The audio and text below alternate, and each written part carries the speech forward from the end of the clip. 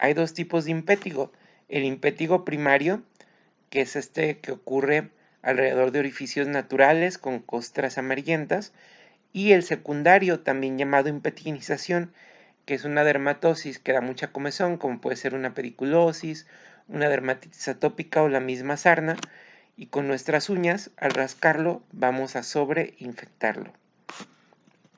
El impétigo secundario también se llama impetiginización. Hay dos formas. La forma ampollosa más común en niños, que vamos a ver ampollas múltiples, ¿sí? Y también tenemos la forma costrosa, que es la más común. Vamos a ver generalmente ya solo erosiones y estas costras amarillentas alrededor de boca, alrededor de nariz, ¿sí? También a veces podemos ver las pústulas, que son las lesiones que presenten aquí que vemos algunas ampollas, vemos erosiones, vemos diferentes tipos de costras y aquí vemos más ampollas. Esto se da por una toxina que ataca las desmogleínas. Las desmogleínas son parte de los corneodesmosomas y los corneodesmosomas unen a los queratinocitos entre sí. Cuando no los hay formación de ampollas y un fenómeno que se llama acantolisis por destrucción de las desmogleínas. Recuerden, hay muchos componentes de los corneodesmosomas, como las desmocolinas y las desmogleínas. También las desmogleínas las podemos ver en los pénfigos. Complicaciones, pues nada más recuerden una diseminación a una lesión más profunda, como puede ser el ectima, y más que nada recuerden que una infección no tratada puede llegar a dar lugar a glomerulonefritis. El diagnóstico es básicamente clínico: afectación periorficial, costras amarillentas. Sí, estos son medios de cultivo para estafilococo. El tratamiento: podemos estar dando antibióticos tópicos, tenemos la mupirocina, tenemos el ácido fusídico, tenemos la retapamulida, ¿sí? Podemos estar aplicando antisépticos o fomentos. Recuerden que los fomentos nos ayudan a quitar zonas costrosas y también a secar ampollas.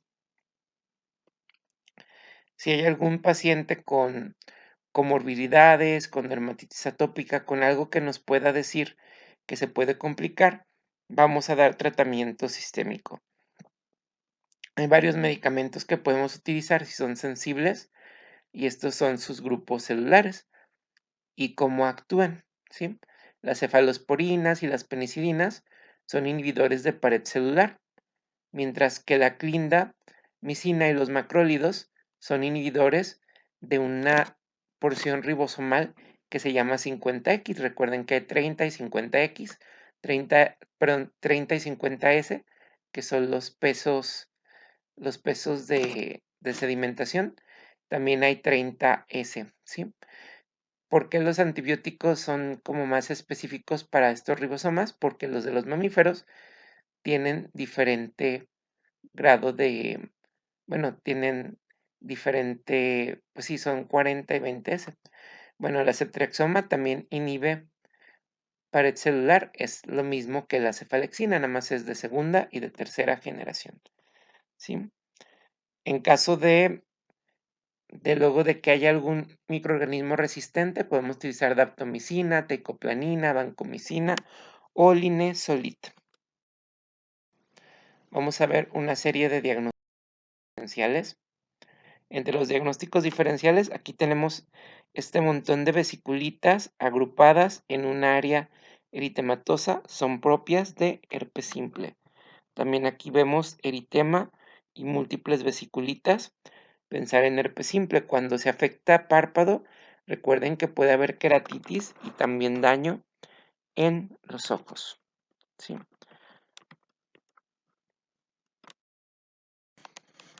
Una dermatitis de contacto, que observamos aquí eritema y vemos todas estas áreas con costra hemática, y abajo va a haber erosiones.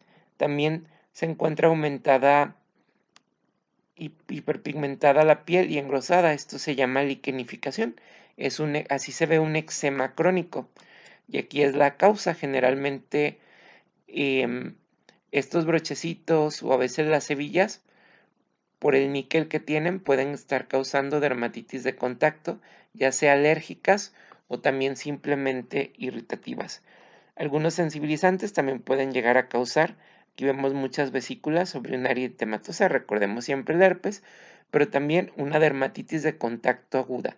Así se ve la aguda con vesículas y eritema y la crónica con escoriaciones y liquenificación, ¿sí? Dermatitis crónica, dermatitis aguda. Y la subaguda suele tener lesiones de ambos, ¿sí? Aquí vamos a tener estas lesiones papulares, algunas vesículas, y aquí podemos ver todas estas lesiones vesiculares en una dermatitis de contacto aguda. También podemos tener un pemfigoide, ¿sí? O un pénfigo. En el pemfigoide normalmente vemos ampollas tensas y ampollas flácidas en un pénfigo.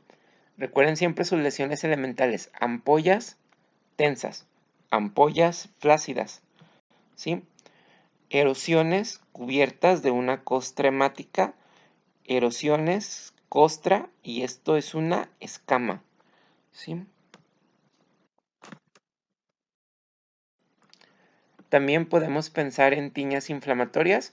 Vemos esas a veces áreas alopécicas, circulares, sucias, con descamación o puntos negros, y se puede producir algo que se llama querión de Celso. O sea, hay una sobreinfección bacteriana con presencia de todas estas pústulas que pueden ver aquí. También aquí vemos estas pústulas y aquí están confluyendo estas pústulas, ¿sí? Esto se llama querium de Celso.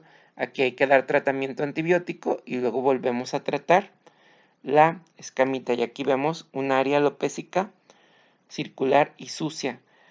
Esto nos habla de una tiña de la cabeza. Recuerden que las tiñas de la cabeza son más comunes en niños, ya son poco comunes en adultos por el cambio de pH, ¿sí? Y recuerden que siempre las micosis, tanto de uñas como de pelo, siempre debemos dar tratamientos orales, ya sea con terbinafina, con grisofulvina o con alguna sol. También podemos ver lesiones de pemfigoide. Recuerden, el pemfigoide son ancianos, a veces lesiones en extremidades, y vamos a ver vesículas tensas, como podemos verlas aquí. Y aquí también vemos erosiones o ulceraciones superficiales y sus costras. Aquí vemos prácticamente puras erosiones. Aquí ya están las áreas denudadas y también aquí vemos erosiones y algunas hasta pudieran parecer úlceras. Vamos a ver también el ectima.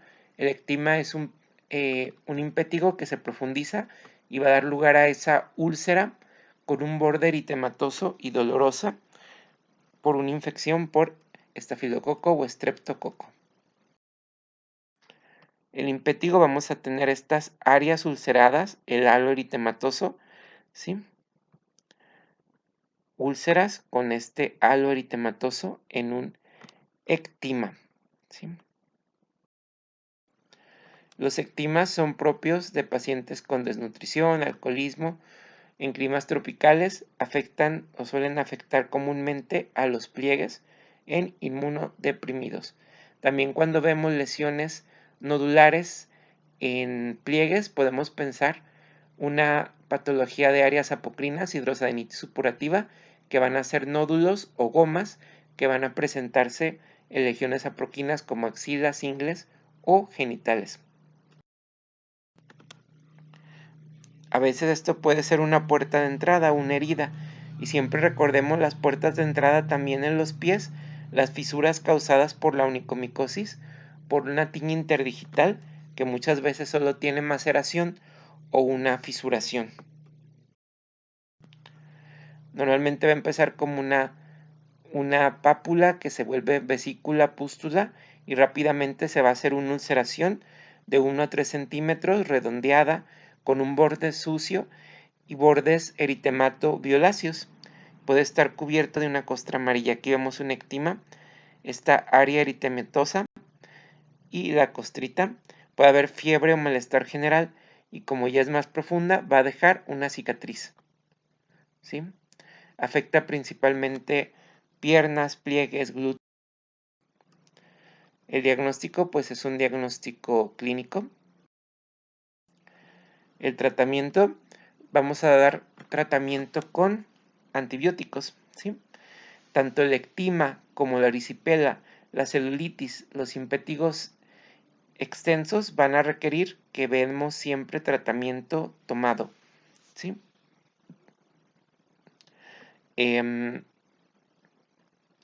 Si hay alergia a penicilina, recordar siempre utilizar macrólidos, eritromicina, claritro o acitromicina, ¿sí? Estas son algunas opciones terapéuticas para estreptococo, ¿sí? Las clásicas penicilinas. Si queremos uno que ataque también estafilococo, las por ejemplo, la dicloxacilina, ¿sí? O algunas que tengan betalactamasas, como por ejemplo puede ser las que contengan, por ejemplo, ácido clavulánico, que contengan, por ejemplo, amoxi con ácido clavulánico. Y muy bien. También podemos dar, en algunos casos, antisépticos tópicos como sulfato de cobre al 1%, ¿sí? Y recordemos también cómo actúan los macrólidos. Son inhibidores de síntesis proteica de la fracción de ribosomal 50X y inhibidores de síntesis de pared como las penicilinas o las cefalosporinas. Bueno, ¿qué estamos viendo aquí? Pues vemos estas áreas que pueden ser unas áreas necróticas, ¿sí? Unas áreas más oscuras, o aquí esta costra puede ser una costra hemática o también áreas de necrosis. Recordemos que hay actima infeccioso, que es esta úlcera que se forma rodeado de un halo eritematoso, y puede haber ectima gangrenoso. Aquí hay pequeñas áreas de infarto con áreas de necrosis que evolucionan a úlceras y son causadas por Pseudomonas aeruginosa, ¿sí? Se presentan como lesiones redondeadas, ovales de 1 a 15 centímetros de diámetro, con un centro necrótico rodeado de un halo eritematosa por invasión de los vasos sanguíneos por la Pseudomonas aeruginosa y van a curar dejando cicatriz. Aquí también pensamos en pacientes inmunodeprimidos. Aquí vemos impétigos, ¿sí? Estas costras, y aquí vemos erosiones, ¿sí? Y esta costra hemática, y aquí vemos una úlcera. También siempre recordemos el pioderma gangrenoso, que son úlceras extensas que pueden llegar hasta la profundidad con estos bordes violáceos, y esta es una enfermedad inflamatoria. También si viéramos una pierna hiperpigmentada con datos de dermatitis ocre y afectación de las regiones maleolares, a veces también hay úlceras por insuficiencia venosa, ¿sí? Aquí vemos erosiones, vemos costras, algunas áreas fibróticas, y aquí también una erosión con un borde elevado y violáceo que puede darse en un pioderma.